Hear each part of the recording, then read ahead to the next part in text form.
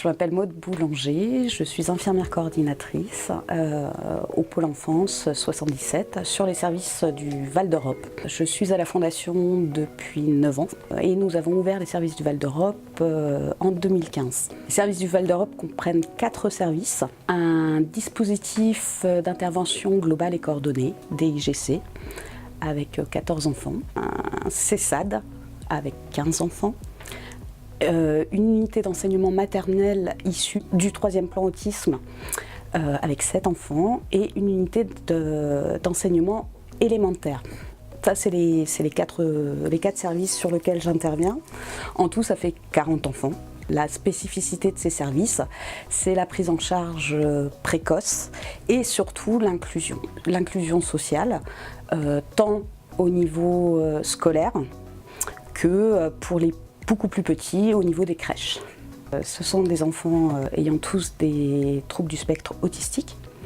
On s'est aperçu qu'en faisant des prises en charge précoces, c'est-à-dire que dès qu'on dépiste des signes, la mise en place d'un accompagnement éducatif avec des approches comportementales permet à l'enfant de rester inclus au niveau scolaire.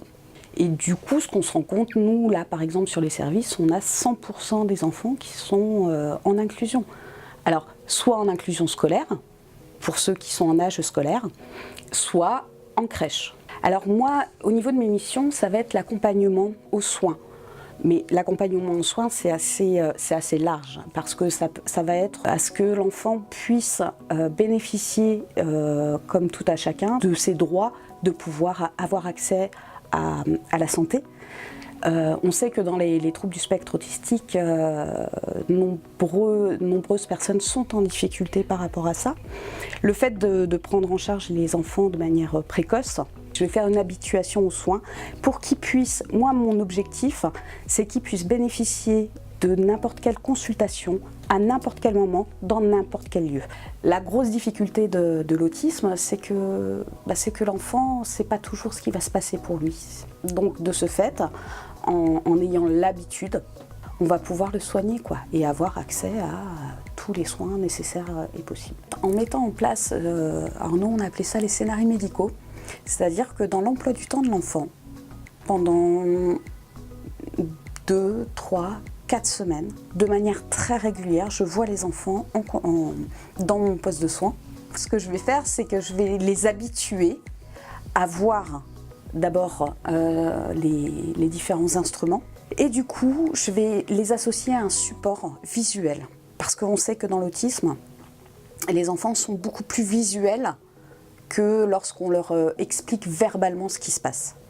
Et lorsqu'ils vont aller en consultation, je leur donnerai une plaquette de soins parce que pour eux, ça sera un repère. Et la plupart du temps, les enfants, au départ, ils vont avec leur plaquette. Et une fois que les parents l'ont exercé un petit peu en consultation, il n'y a plus besoin de plaquette. Deuxième objectif aussi, c'est de pouvoir éviter tout ce qui est trouble du comportement. Je vais être dans le repérage de potentiels signes de douleur pour éviter les troubles du comportement. Alors je ne suis pas la seule à être dans ces repérages, je travaille en équipe avec les éducateurs, avec toutes les personnes qui sont autour des enfants et avec les parents aussi, pour éviter justement des difficultés en lien avec la douleur. Ils ont une difficulté à exprimer la douleur. Donc de ce fait, il faut être hyper vigilant quand on a un comportement qui peut être différent. J'interviens alors sur l'habituation aux soins, sur les repérages des signes de douleur et aussi sur tout ce qui est de l'alimentaire, puisqu'il y a quand même beaucoup d'enfants qui ont des hypersélectivités alimentaires. Du coup, ça a un impact par rapport à leur inclusion au niveau social et notamment au niveau des cantines. Donc soit j'interviens sur le DIGC à travailler avec les familles sur la sélectivité alimentaire, soit je vais intervenir aussi dans les écoles au moment de la cantine. Les choses sur lesquelles je vais être vigilante aussi, c'est tout ce qui est de la sensorialité, justement, sur ces moments qui sont particuliers. Alors ça, je travaille beaucoup avec la psychomotricienne, qui, elle, fait tout ce qui est bilan sensoriel et qui soit met en place des choses pour l'enfant. Et puis moi, du coup, je m'en sers pour mettre aussi en place sur ce temps de repas. Et je vais intervenir aussi sur tout ce qui est de la prévention.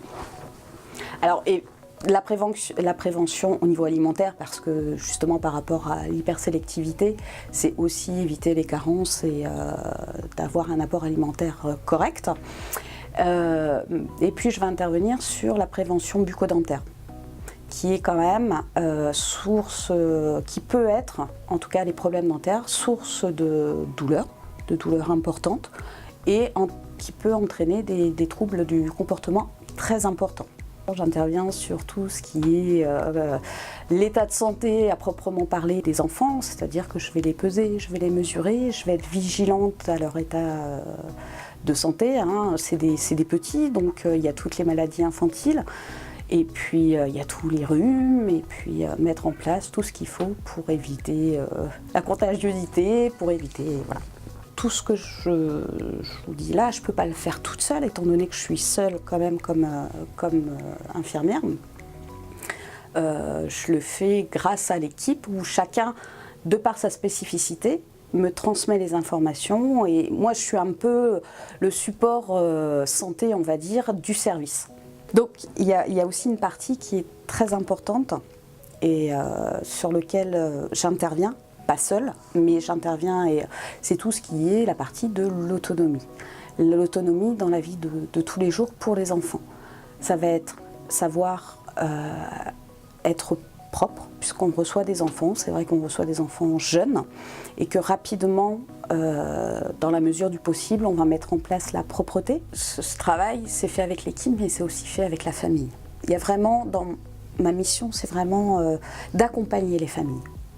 Il y a beaucoup d'interrogations de la part des familles, de savoir comment faire, ce qu'il faut faire, ce qu'il ne faut pas faire.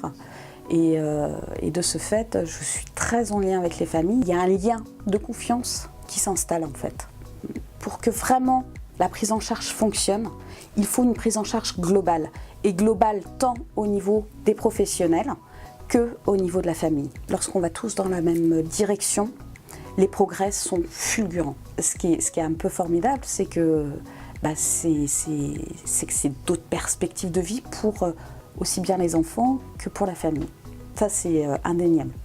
Il y a une autre mission aussi que j'ai, c'est de coordonner tous les partenaires extérieurs de soins des enfants, c'est-à-dire les partenaires au niveau de la communication, les orthophonistes, mais j'ai aussi une grosse partie de partenariat avec les infirmières de ville, de crèche, scolaires, pour bien coordonner le projet de l'enfant. L'infirmière qui travaille auprès de personnes autistes, que ce soit des enfants, doit un petit peu changer un peu son positionnement d'infirmière comme on peut l'apercevoir dans une unité de soins. C'est une pratique qui est différente, où il va falloir beaucoup observer, beaucoup réfléchir avec les collègues, beaucoup aller vers les collègues, beaucoup aller vers les familles, pour avoir, en fait, c'est vraiment avoir un recueil de données de l'enfant pour mieux le connaître et mieux l'accompagner en fait. Et puis, alors je dirais même aussi de la créativité, parce que il va falloir trouver le bon outil pour l'enfant, quoi. Tout ce qui est mis en place pour les personnes TSA, et notamment pour les enfants, ça ne peut se faire, et ça j'insiste sur le mot, qu'en équipe. Mais l'équipe, c'est l'équipe éducative, c'est l'équipe de direction, c'est l'équipe des parents, et l'équipe médicale aussi. Il faut aussi une équipe médicale assez qui soit partie prenante des projets, quoi. Il faut y croire parce que ça fonctionne.